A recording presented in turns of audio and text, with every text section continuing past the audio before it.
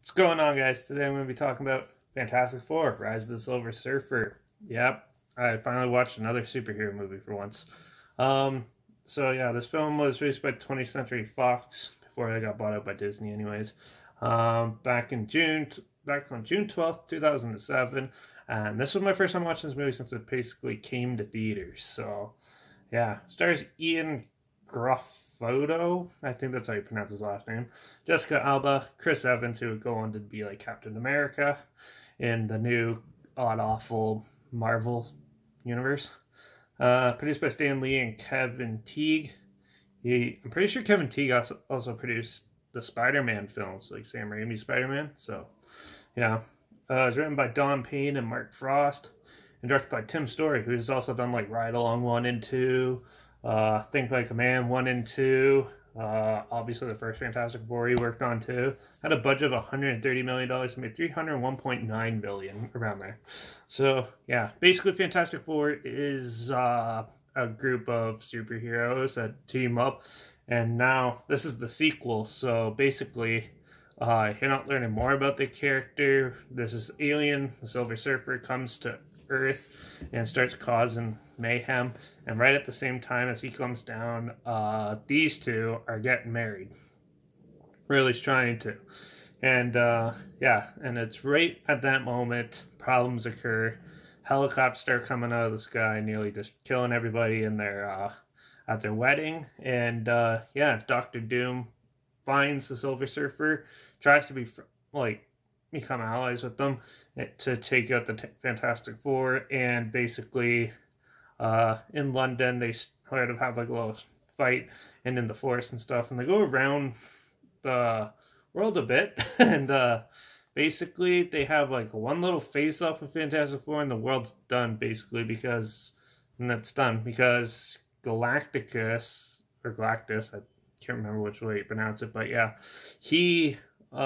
it is a cloud in this movie, sadly, and it's starting to engulf the world, and basically the Silver Surfer has to sacrifice himself to save the world. So basically this film was pretty pointless. During like all this chaos and stuff, also Silver Surfer's powers, since the Human Torch touched Silver Surfer takes the Human Torch out into space basically and almost kills him. And he comes back, and when he comes to, he touches like Invisigirl and gets her powers, and they switch. And so anyone he touches, he switches powers with. He does it with the Thing too, as well. It's a little pretty campy superhero film. It definitely doesn't take itself too seriously. There's a lot of silly comedic points to this. And overall, it's just like a little fun time. I think a lot of people rip on this a little too much, because like it's not something to be super serious about, this type of film. They definitely weren't going for like the super serious superhero tone. This is more like the comic comedic style back in the day, back in 2007. That's what the films were more like, sort of like the Spider-Man movies and stuff. So I could see why a lot of people rip on it nowadays, but back then, that's how these superhero movies were. And I still find this movie enjoyable. There's still like some good action sequences and stuff. I know it's not like constant action and stuff, but this one breaks the mold of the big problem Marvel movies have. The big problem the Marvel movies have these days is they're cookie cutter. You could predict every single little thing that comes into these films, and like you'd be like, oh, okay, it's here. Usually, especially in like the backstories and stuff, it's definitely they would have like the superhero would almost die, most of them, and then they come back and then they fight the actual villain. It's like that in every single one. That's the problem with these Marvel movies. That's why I hate them so much, because they're 100% predictable. This is a little bit predictable, especially when you first watch, but it still throws in a couple twists here and there, and it does it like that. So that's why I like these type of films way better than the junk that comes out nowadays. Except for like one or two, like Doctor Strange wasn't bad. But yeah, but I think that's just like the way the times are now. 99% of the new movies that come out are garbage because they're 100% predictable, cookie cutter, especially if they come from the House of Mouse. So yeah, but enough of that. Fantastic Four: Rise of the Silver Surfer it's not the best movie. It is a pretty good, fun time, and I think a lot of people forgot about it. And the visuals are actually pretty interesting, and they still stand up a bit today and stuff, especially when like the London Eye comes crashing down and stuff, and then Visit Girl has to like use her powers to push it back up and stuff. It was pretty neat, and I really actually enjoyed this film.